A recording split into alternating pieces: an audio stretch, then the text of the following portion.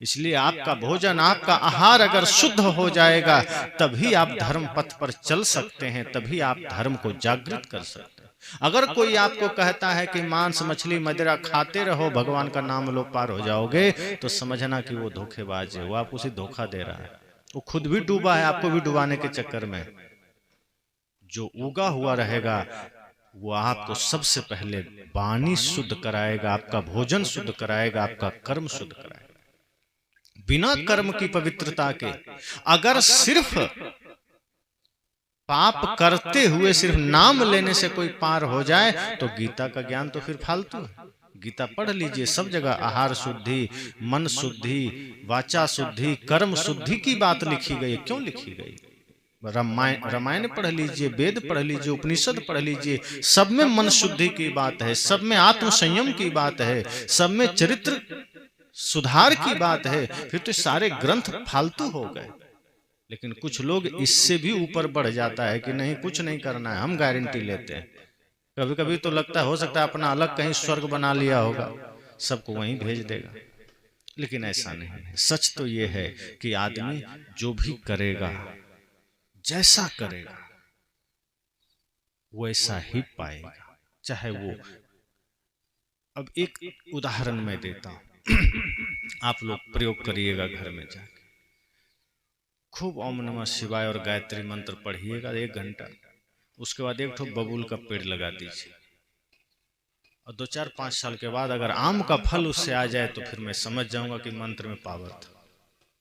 क्योंकि मंत्र भले आपने सही से पढ़ा है, पर कर्म आपने सही नहीं किया। अगर मंत्र के साथ साथ कर्म भी सही कर देंगे, तो फिर बात बन जाएगी। और आप अगर मंत्र पढ़ के, यज्ञ करके, हवन करके, नाम जप करके बबूल का पेड़ लगाए हैं, तो आम कभी नहीं मिलेगा। लेकिन बिना मंत्र जप के आम का पेड़ लगा दीजिए, तो आपको आम का फल मिल जाएगा। खेत में अगर आपने गेहूं बोया है, तो धान नहीं काट सकते।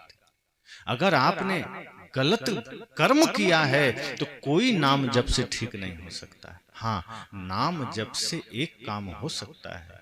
अगर आप सच में निष्ठा पूर्वक कोई भी नाम जपते हैं, अगर समर्पण से जपते हैं, तो क्षण भर के लिए मन में शांति आ सकती है, मन स्थिर हो सकता है, मन एकाग्र हो सकता है। इतना ही उसका प्रभाव। जैसे कुछ लोग तो नाम जप को भी अब ड्यूटी समझ के लेते हैं। किसी को गुरु ने कह दिया राम राम जपो, या गुरु नाम लो, या सतनाम सतनाम जपो, या सदगुरुए नमः कहो, सदगुरु शरणम कहो, ओम नमः शिवाय कहो, तो आज आदमी उसको भी एकदम नियम से और ड्यूटी समझ के करता है। राम राम राम राम मुख में चल रहा है, इधर चिंता चल रही है, दुकान पर क्या हो रहा होगा, खेत में क्या हो रहा होगा, बच्चे कहाँ होंगे, पड़ोसी पता नहीं क्या प्लान बना रहा है। 2-4 आदमी हंस दिया, राम राम चल रहा है, देख लिया कोई हंस दिया, अब पता नहीं वो मेरे ऊपर क्यों हंस दिया, अब टेंशन हो रहा है, मुख में राम राम राम राम। इसका मतलब वो राम सिर्फ मुख में चल रहा है, वो राम भीतर उतरा नहीं। जब राम राम कहें तो इतनी एकाग्रता से आप कहिए कि वो सारी चेतना, मन सब राम के नाम में केंद्रित हो जाए। फिर देखिए उसका प्रभाव।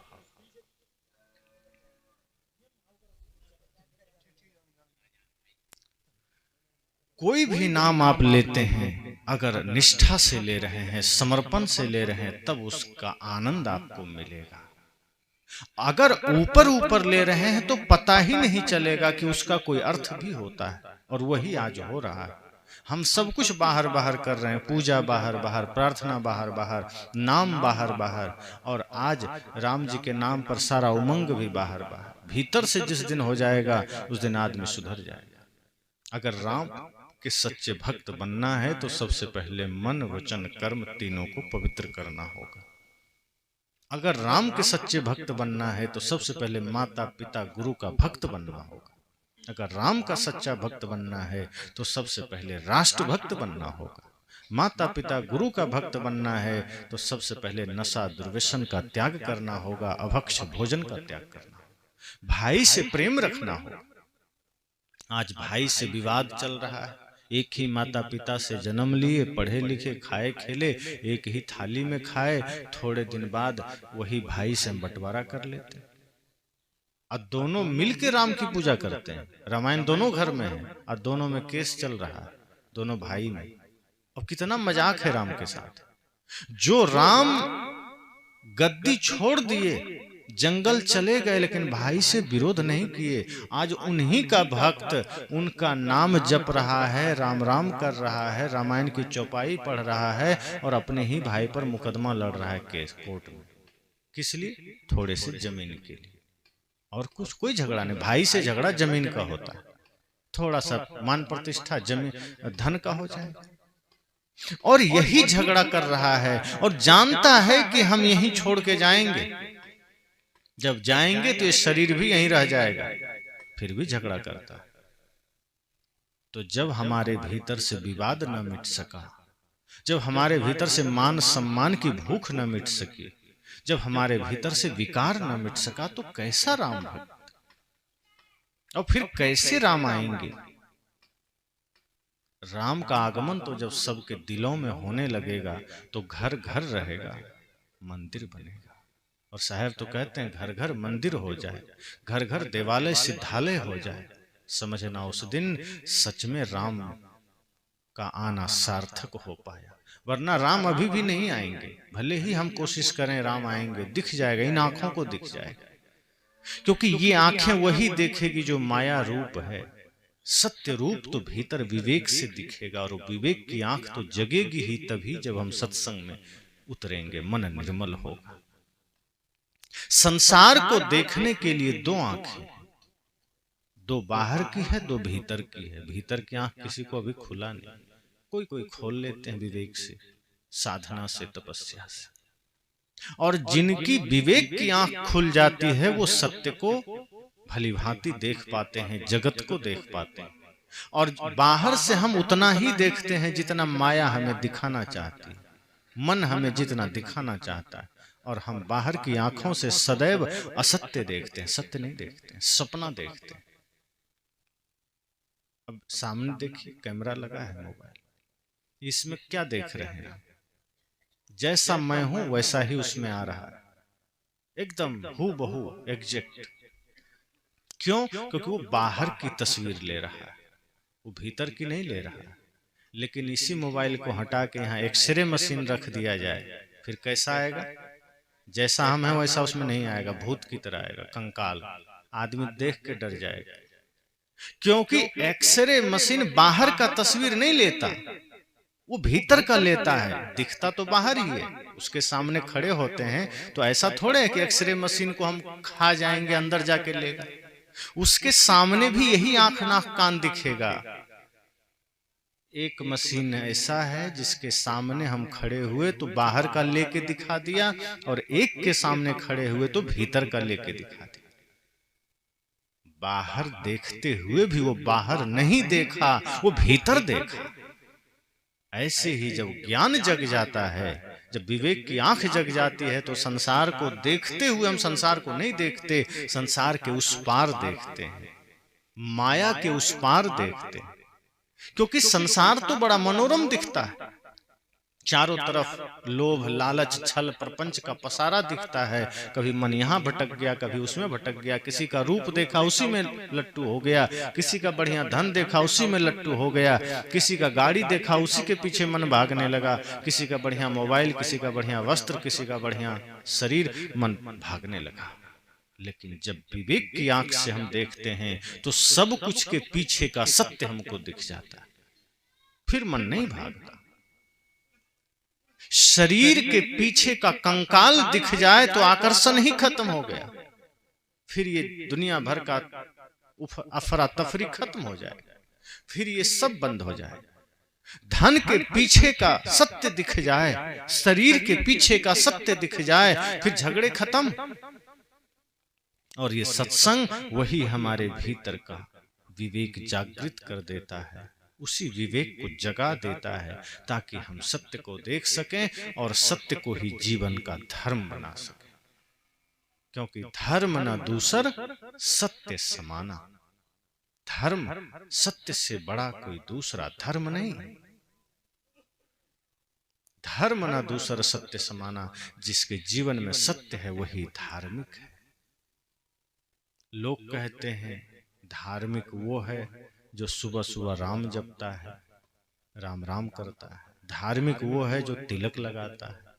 धार्मिक वो है जो लाल पीला वस्त्र ओढ़ करके पूजा करता है। पर गोस्वामी जी तो कहते हैं धर्म न दूसर सत्य समान, या फिर परम धर्म श्रुति विदित अहिंसा, कि या तो जो अहिंसा और सत्य दोनों को धारण कर लिया, दया को धारण कर लिया, तो ये दया सत्य अहिंसा प्रेम सबसे बड़ा धर्म, और जो इसको धारण कर लिया वो सबसे बड़ा धार्मिक। अब सोच लीजिए, वस्त्र महत्वपूर्ण नहीं, तिलक महत्वपूर्ण नहीं, महत्वपूर्ण क्या है? आचरण। अगर आचरण सही हो गया तो हम धार्मिक हो गए। और सच्चा धार्मिक वही है जिसके जीवन में सत्य है, प्रेम है, करुणा है। तो मैंने कहा कि सत्संग हमारे जीवन को जागृत करता है, हमारे जीवन की चेतना को जगा देता है, हमारे विवेक को जगा देता है। फिर राम, कृष्ण, बुद्ध, महावीर, कृष्ण, कबीर, सुकरात, जो भी महापुरुष हैं, फिर उनके चरित्र को, उनके आदर्श को हम अपने जीवन में उतारने लगते हैं। और अगर आज राम जी की पूजा हो रही है, उनके चित्र को हम पूज रहे हैं, तो उसके पीछे क्या कारण है? क्योंकि उनका चरित्र महान है। किसी का चरित्र जब महान हो जाता है तो चित्र पूजनीय हो जाता है। और इससे शिक्षा क्या मिलती है? कि हम भी अपना चरित्र महान करें, हम भी उसके, उन महापुरुषों के चरित्र को अपना चरित्र बना लें। पर हम चित्र की पूजा में लग जाते हैं और चरित्र हमारा ज्यों का त्यों रह जाता है। चित्र पूजनीय ही तब बनता है जब चरित्र विशेष हो जाता है। जब चरित्र महान हो जाएगा तो चित्र पूजनीय हो जाता है। फिर आप लोगों के लिए प्रेरणा बन जाते हैं, आदर्श बन जाते हैं। और ये सत्संग यही कोशिश करता है। सत्संग मतलब सत्य का संग, जहां सत्य का संग मिले, जहां कोई झूठ नहीं, जहां कोई बंटवारा नहीं, मेरा तेरा में कोई बांटने का भाव नहीं, कुछ बनाने का भाव नहीं। कई जगह लोग कहते हैं मुझे अपना शिष्य बना लीजिए। हम कहते हैं मैं कभी किसी को शिष्य नहीं बनाता, मैं मित्र बना लेता हूं। अब किसी की भावना है मुझे गुरु मान लेते हैं, वो उनकी बात है। पर हम अपने मन में ये भाव रखते हैं कि मेरे मित्र हैं, सहयोगी हैं, साथी। क्योंकि मैं तो चाहता हूं जो मेरे पास आए हैं मुझसे भी श्रेष्ठ बन जाए, वो शिष्य बन के ना रहे। पारस और संत में बड़ो अंतरो जान, वो लोहा कंचन करे गुरु कर ले आप समान। मतलब एक पारस पत्थर होता है, आप सबने नाम सुना है। उसके बारे में कहा जाता है कि अगर वो लोहा में छुआ दिए तो लोहा सोना बन जाता है। साहब कहते हैं पारस और संत में बड़ो अंतरो जान। पारस और संत में बड़ा अंतर है। कुछ लोग कहते हैं संत भी पारस होते हैं, किसी को हाथ लगा देते हैं, किसी को शिक्षा देते हैं तो वो आदमी भी सोना बन जाता है। पर सदगुरु कबीर कहते हैं नहीं, अंतर है, दोनों एक जैसा नहीं। लोगों ने कहा क्यों? साहब ने कहा पारस पत्थर से लोहा का स्पर्श होने से वो सोना बनता है, पारस थोड़े बनता है। पारस पत्थर से लोहा को आप छुआ दें तो वो सोना बनता है, पारस नहीं बनता। महानता तो तब है जब पारस में लोहा छुए और पारस ही बन जाए, लेकिन पारस नहीं बनता, वो सोना बनता है। पर गुरु में ये फर्क है कि गुरु के सानिध्य में जो सच्चे मन से चला गया, गुरु उसको अपने समान बना लेते हैं, शिष्य नहीं बनाते। गुरु कर ले आप समान। गुरु उनके भीतर भी वही गुरुत्व जागृत कर देते हैं, वही ज्ञान जागृत कर देते हैं, वही शक्ति, वही सामर्थ्य जागृत कर देते हैं। इसलिए गुरु में बड़ा भेद है। तो जो सच्चे भाव से, सच्ची निष्ठा से गुरु के पास जाते हैं, गुरु अपने सरीखा बना लेते हैं, बल्कि अपने से भी ऊंचा बना देते हैं। इसलिए सच्चे मन से जब हम सत्संग में जाते हैं तो गुरु हमें ऊंचा बना देते हैं। और ऊंचा बनता है कोई वोट से नहीं बनता। कोई वोट दे करके सरपंच बना देगा, प्रधान बना देगा, विधायक बना देगा, सांसद बना देगा, पर वोट दे के कोई धर्मात्मा नहीं बना सकता, भक्त नहीं बना सकता, संत नहीं बना सकता। अब संत का भी चुनाव होने लगे कि चलो इस गांव का आदमी जिसको वोट दिया वही सच्चा संत माना जाएगा, ये होगा? कोई धनपति आदमी आएगा 1-1 करोड़ बांट देगा, वही संत बन जाएगा? फिर संत पद में होते ही नहीं, संत आचरण में होते हैं। जिसका आचरण बड़ा है वो स्वाभाविक संत हो गए। जिसका ज्ञान, जिसका आचरण, जिसका विचार बड़ा है वो संत हो गया। वोट से संत नहीं बना। वोट से, सपोर्ट से बाहरी पद प्रतिष्ठा मिला करते हैं, पर भीतर का साम्राज्य, भीतर का आनंद, परम आनंद, शांति ये अपनी साधना से मिलती है, ये तप से मिलता है। और जब हम तप करते हैं, गुरु भक्ति करते हैं, गुरु के सानिध्य में जाके साधना करते हैं, तो ऑटोमेटिक बिना वोट के ही हम अपनी साधना, अपने तप से उच्च स्थिति पर पहुंच जाते हैं।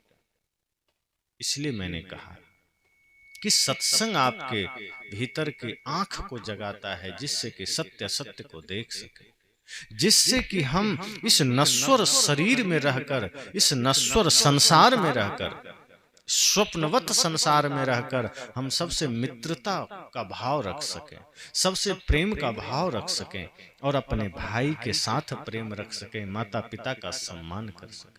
कि जब संसार से जाना ही है तो बैर का बोझा लाद के क्यों जाना, लड़ाई का गठरी बांध कर क्यों जाना। जिस चीज को छोड़ जाना है तो अच्छा छाप छोड़ के जाना है, कुछ अच्छा करके जाना है। हम जीवन भर नफरत में बिता देते हैं, शिकायतों में बिता देते हैं, निंदा में बिता देते हैं, एक दूसरे में दोष देखने में बिता देते हैं, और अंत में यही सब गठरी हमारे साथ जाती है। साहब कहते हैं ये अच्छी बात है, जिस जगत से जाना है वहां से पाप की गठरी लाद के मत जाइए। ऐसा बनाइए स्वयं को कि पुण्य की गठरी साथ जा सके, ज्ञान का खजाना साथ जा सके, और आपका प्रभाव, आपका आदर्श आपके बच्चों पर पड़ सके। आप जाइए, लेकिन अपने बच्चों को वो योग्यता देकर जाइए, वो संस्कार देकर जाइए कि फिर वो भी समाज का, राष्ट्र का नायक बन सके, सहायक बन सके। कभी भी सदैव सब लोग ध्यान रखें, आपका कोई कर्म समाज के लिए विध्वंस का कारण न बने, राष्ट्र के लिए विध्वंस का कारण न बने। सदैव ये कोशिश कीजिए कि मनसा वाचा कर्मणा, सदैव मेरा कर्म, मेरा जीवन, मेरे एक एक श्वासें समाज निर्माण में लग सके, समाज उत्थान में लग सके, राष्ट्र निर्माण में सहायक बन सके, विरोध में न जाए। और ऐसा कब होगा? जब सत्संग से जुड़ेंगे, सत्संग को साथ रखेंगे। अब सत्संग से जुड़ने का अर्थ क्या है? कि क्या गुरु से गले में माला ले लिए तो सत्संग से जुड़ गए क्या? माला से जुड़ गए। सत्संग से जुड़ना तब होगा जब मन सध जाए, जब ज्ञान हमारे विचारों में उतर जाए। ट्रेनिंग पहले जरूरी है, शिक्षा पहले जरूरी है, दीक्षा बाद की चीज। पटना में था, एक आदमी आया, कहा मुझे दीक्षा चाहिए। तो मैंने कहा ठीक है, आप कितने दिन से विचार बनाए हैं दीक्षा का? तो उन्होंने कहा 2-3 महीने से मैं आपको सुन रहा हूं, तब से मेरी इच्छा है कि मैं आपसे ही दीक्षा लूं। तो मैं कहा ठीक है, अगर ऐसा मन आपका मजबूत है, विचार मजबूत है, तो सुबह 8 बजे का समय रहेगा, मैं फ्री रहूंगा, आप आइए, फिर आपको माला दिया जाएगा। तब उन्होंने कहा माला हमेशा पहनना पड़ेगा क्या? मैंने कहा अभी आप रुक जाइए, अभी आप दीक्षा मत लीजिए। इतनी ही बात पर मैंने दीक्षा रोक दिया। उन्होंने कहा क्यों? मैं कहा जब सवाल पैदा हो गया कि माला हमेशा पहनना पड़ेगा, क्या इसका मतलब आपकी तैयारी पूरी नहीं है? गुरु का दिया हुआ प्रसाद अगर किंतु लेकिन परंतु में आ गया, मतलब आपकी तैयारी अधूरी है, फिर आप दीक्षा के पात्र नहीं। इसका मतलब अभी आप शिक्षा के पात्र हैं, अभी आप शिक्षा और लीजिए। जिस दिन आपकी शिक्षा पूरी हो जाएगी, आप अहोभाव और सौभाग्य समझेंगे कि गुरु का आशीर्वाद मुझे गले में मिला और मैं इसको सदैव साथ रखूंगा। आप दुनिया भर का चैन, सिकड़ी, लॉकेट गले में डाले दिखाते हैं लोगों को कि देखो मैं सोने का पहना हूं, जो छूट जाएगा। गुरु का दिया हुआ वो दिव्य माला जो उससे भी कीमती है, धन में जरूर वो ज्यादा होगा, पर आध्यात्मिक दृष्टि से माला से ज्यादा कीमती कोई चीज नहीं जो गुरु देते हैं। तो जिस दिन आप उसके महत्व को समझ लेंगे, फिर और वो ऐसा इसलिए बोले कि लोगों के बीच रहेंगे थोड़ा सा शर्म लगेगी गले में माला पहने। मैंने कहा लोगों को नशा करने में शर्म नहीं आता, गाली देने में शर्म नहीं आता, शराब पीने में शर्म नहीं आता, जुआ खेलने में शर्म नहीं आता, लेकिन तिलक लगाना हो तो शर्म आती है। गुरु का माला पहनना हो तो शर्म आती है, ज्ञान का शब्द बोलना हो तो शर्म आती है। का दुर्भाग्य है देश का। शर्म आनी चाहिए गलत करने में, शर्म आनी चाहिए झूठ बोलने में, शर्म आनी चाहिए नशा करने में, शर्म आनी चाहिए किसी का अपमान करने में, लेकिन तब तो आप बड़े सीना ठोक के करते हैं। लेकिन जहां धर्म की बात है, जहां जीवन के सत्य को उजागर करने की बात है, जहां और आपको गर्व से तिलक धारण करना है, माला धारण करना है, वहां आप कह रहे हैं माला हमेशा पहनना पड़ेगा। मैं कहा अभी आप रुक जाइए। कहें नहीं नहीं मुझे दे दीजिए। मैं कहा अब आपको नहीं मिलेगा, अब आप बाद में लीजिएगा और आश्रम पर आके लीजिएगा जिस दिन पूरी तैयारी हो जाएगी। क्योंकि मैं शिक्षा में ज्यादा विश्वास रखता हूं, दीक्षा तो बाद की चीज है, खुद हो जाएगी। जैसे कोई पुलिस में, सेना में जाते हैं तो जाते ही वर्दी थोड़े दे देते हैं, पहले ट्रेनिंग होती। जब ट्रेनिंग में आप परफेक्ट हो जाते हैं तो वर्दी तो मिल ही जाती है, वर्दी भी जरूरी। लेकिन जिस दिन गए और वर्दी दे दिया, फिर आप उस वर्दी का महत्व नहीं जाने। वर्दी का बड़ा महत्व होता है। पुलिस के पास भी वर्दी, आर्मी के पास भी वर्दी है, थोड़ा मोड़ा विभाग भी एक ही जैसा है, लेकिन दोनों में धरती आसमान का अंतर हो जाता है। डॉक्टर के पास भी वर्दी, वकील के पास भी वर्दी, ड्राइवर जो हैं उसके पास भी वर्दी है, जो ट्रेन और प्लेन के ड्राइवर हैं उनके सबके वर्दी, सबका अलग अलग ड्रेस। सबके मानसिकता, सबके आचरण में फर्क पड़ जाता है। आर्मी का ड्रेस किसी के पास है तो आप देखते ही हृदय में एक सम्मान और अभिवादन का भाव जागृत हो जाता है। क्यों? क्योंकि उस वर्दी के पीछे जो उसकी ट्रेनिंग है, जो भाव है, वो राष्ट्र की सीमा की रक्षा का है। वो जाते ही वर्दी लेके खड़ा नहीं हो गया, क्योंकि वर्दी कुछ संकेत करती है। तो वर्दी बड़े ही तप, बड़े ही साधना और बड़े ही तपस्या के बाद मिली। डायरेक्ट मिल जाए तो कोई महत्व नहीं समझेगा। इसलिए जब वर्दी ट्रेनिंग के बाद मिलती है तो उसका एक अलग गरिमा होती है। अब जैसे कोई वर्दी का महत्व, इसलिए एक आदमी ने कहा माला नहीं लेंगे तो क्या काम नहीं बनेगा। मैं कहा वर्दी का और चिन्हों का बड़ा महत्व होता है। डायरेक्ट ले लेंगे तो शायद कोई मतलब का नहीं होगा, प्रक्रिया से लेंगे तो अर्थ होता है। जैसे वर्दी का महत्व इसलिए होता है कि कोई आर्मी का जवान है, सेना का, आप उसको धोती कुर्ता तिलक लगा के और माला पहना के खड़ा कर दीजिए बॉर्डर पर, वो गोली नहीं चला पाएगा। धोती कुर्ता पहन के, तिलक लगा के, माला पहन के, हाथ में आरती की थाल लेके पूजा करेगा, वो भाव से हो जाएगा, भाव बदल जाता है। जो कोई भी यहाँ सेना में, पुलिस में होंगे, आप खुद अनुभव करते होंगे।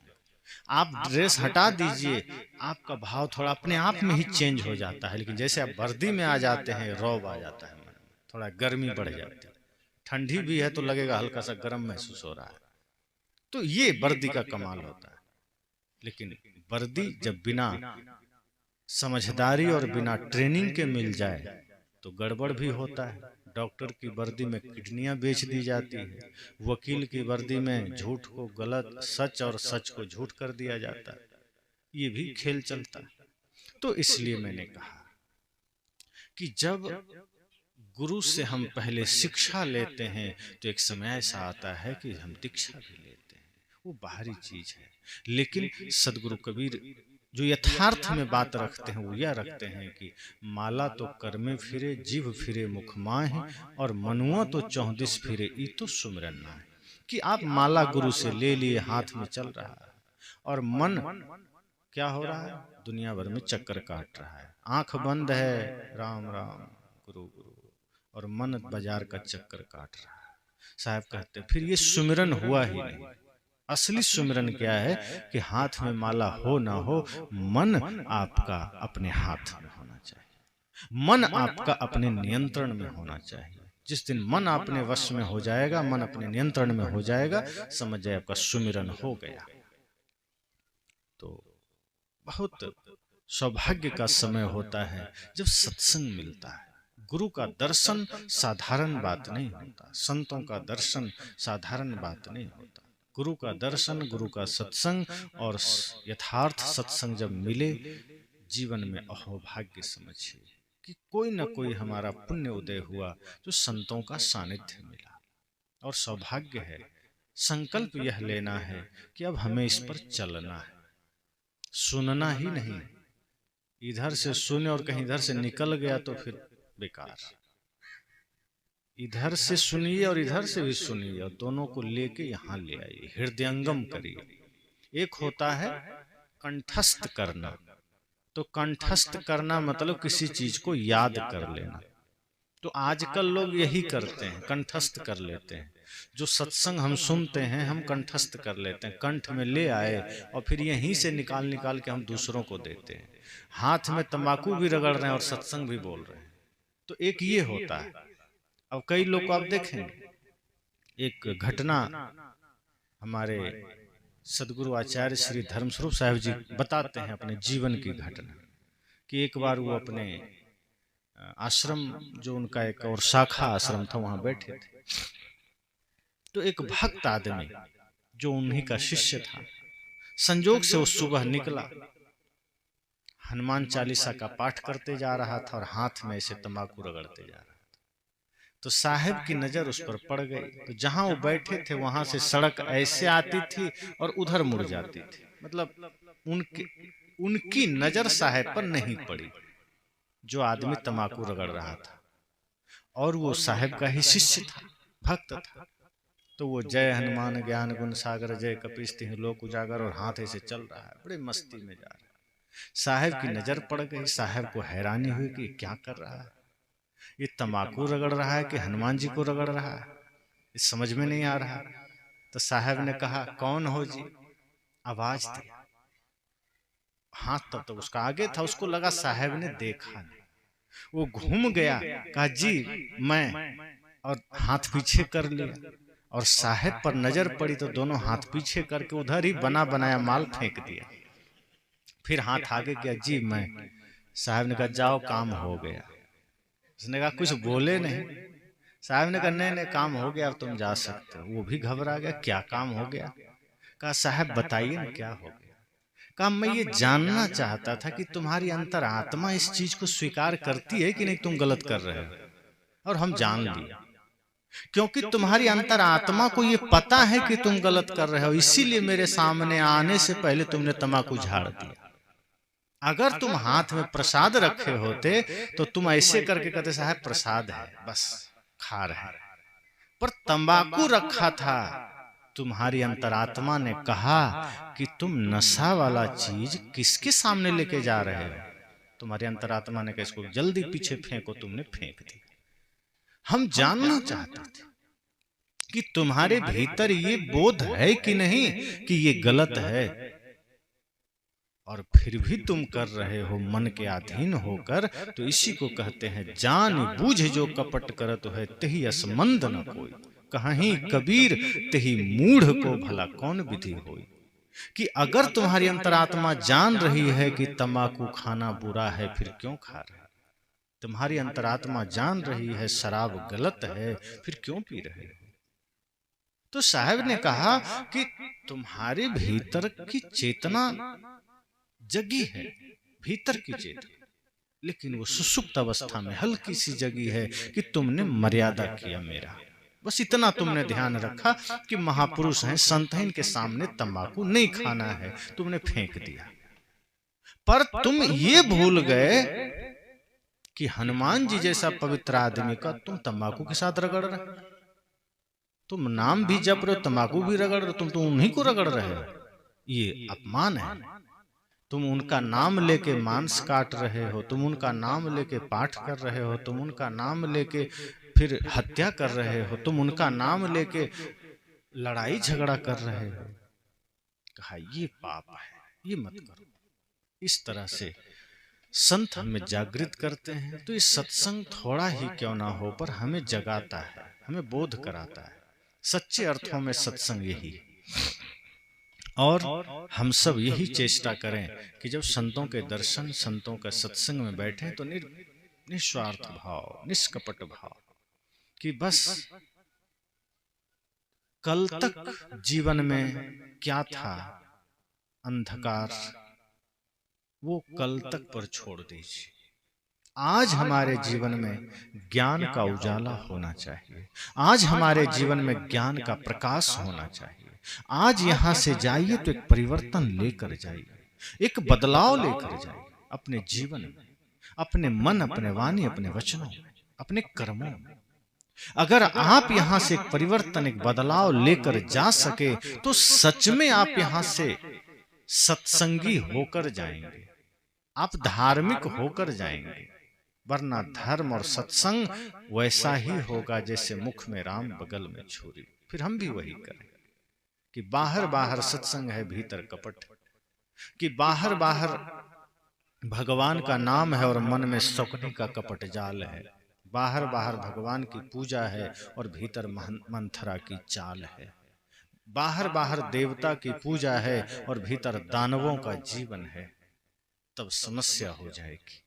इसलिए अगर सच में राम को अपने हृदय में बुलाना है, राम का आगमन होना है, तो उनके आदर्शों को लाइए, उनके चरित्र को लाइए, उनके ज्ञान को लाइए, उनके प्रेम को लाइए।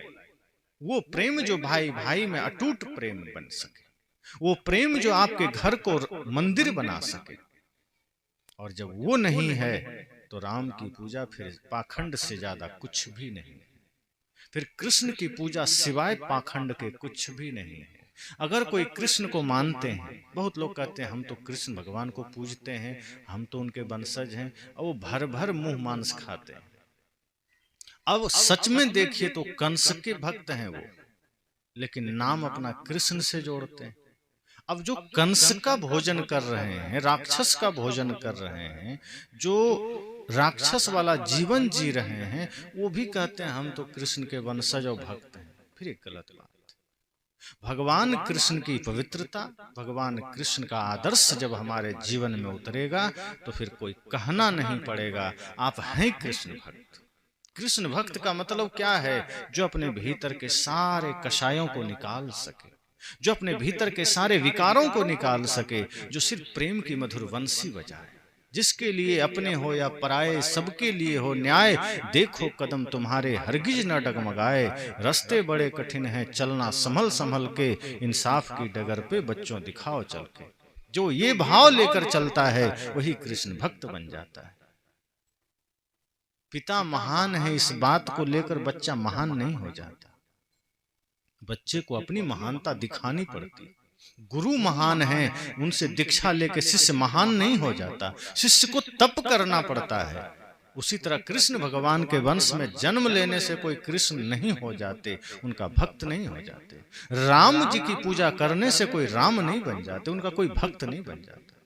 उसके लिए वैसी तपस्या, वैसा जीवन, वैसा आचरण, वैसा व्यवहार करना पड़ेगा। पाप काटने के लिए मंत्र नहीं जपना है, पाप काटने के लिए पाप नहीं करना है, पुण्य करना है। जब तक पाप करना रुकेगा नहीं तब तक पाप कटेगा नहीं।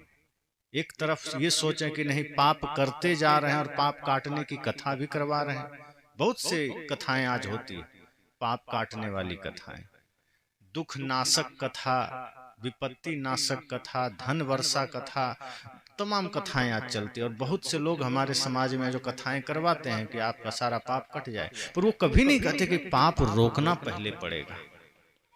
जैसे आप सबके छत पर टंकी है, मोटर से कनेक्ट है, आप टंकी को खाली करना चाहते हैं और उधर कोई मोटर चला दिया और आप इधर टंकी खाली कर रहे हैं, होगा खाली? मोटर का पानी भी उसमें आ रहा है और आप इधर नल भी खोले हुए हैं, तो क्या होगा?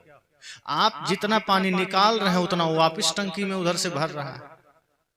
आप सोच रहे हैं क्या करें, कहां भूल हो रही है, टंकी खाली क्यों नहीं हो रही है? और आपको सिखाया क्या जा रहा है? चिंता मत करो, राम नाम जपते रहो, टोटी खोले रहो, एकदम टंकी खाली हो जाएगी। पर कोई आपको ये नहीं कह रहा पहले मोटर बंद करो, मोटर बंद करो, थोड़ी देर में टंकी खाली हो जाएगी।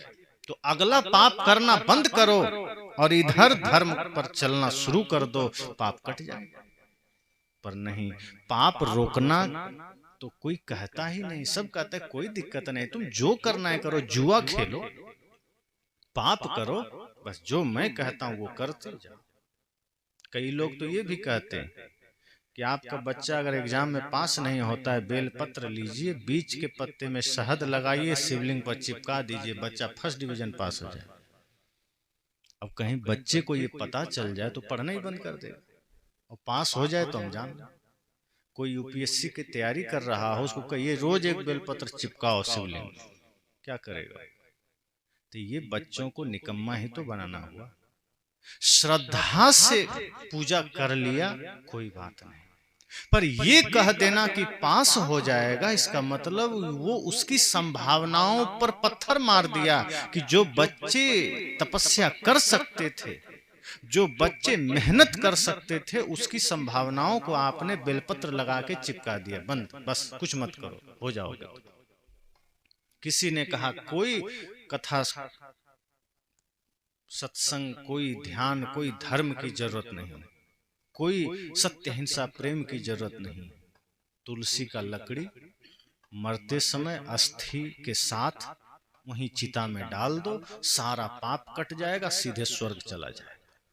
अब आदमी पाप छोड़ेगा? कहेगा तो जितना करना है कर ही लेते हैं, फिर लास्ट में अपने बेटों को समझा देगा कि तुलसी डाल देना मेरी चिता में, नरक नहीं मिलेगा, सीधे स्वर्ग मिलेगा। फिर वो आदमी क्या करेगा? और पाप करेगा, राम का नाम लेके पाप करेगा, ठगेगा, चालबाजी करेगा। तो ये क्या होगा? इससे धर्म प्रचार होगा, धर्म स्थापना होगी। इसलिए संत कहते हैं जागृत रहिए, सत्य कड़वा होता है लेकिन आपके हित का होता है।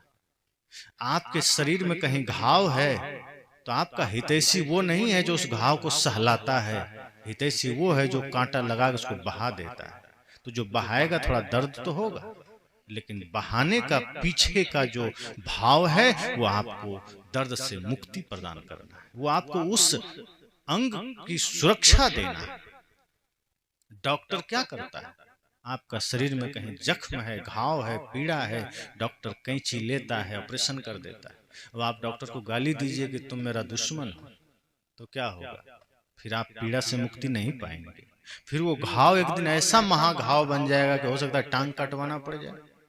तो डॉक्टर अगर कैंची लगा रहा है तो उसके पीछे आपका प्राण लेना नहीं है, उसके पीछे उसका उद्देश्य है आपको उस दर्द से मुक्ति जो आगे भयंकर हो सकता है। जो गुरु, जो संत आपको यथार्थ बोलते हैं, डंके की चोट पर बोलते हैं। कई बार हमारी कुछ मान्यताओं पर थोड़ी प्रहार हो जाती है, कई बार हम आडंबर के अधीन होते हैं, उस पर चोट हो जाता है, दर्द हो जाता है, पर ऐसा नहीं। संत सदैव हितैषी होते हैं, जो आपके संसार के प्राणी मात्र का हित चाहते हैं। इसलिए सदगुरु कबीर हमारा हित चाहते हैं कि आप अपने कर्मों को जब सुधार लेंगे, अपने मन को पवित्र कर लेंगे, तो समझ जाइए कि आपकी सेवा, आपकी पूजा, आपकी तपस्या हो गई, आपका यज्ञ हो गया। और सिर्फ बाहर यज्ञ चलता रहे और कर्म सही नहीं किया तो कोई यज्ञ नहीं हुआ, कोई सत्संग नहीं हुआ। यही सत्संग चल रहा है।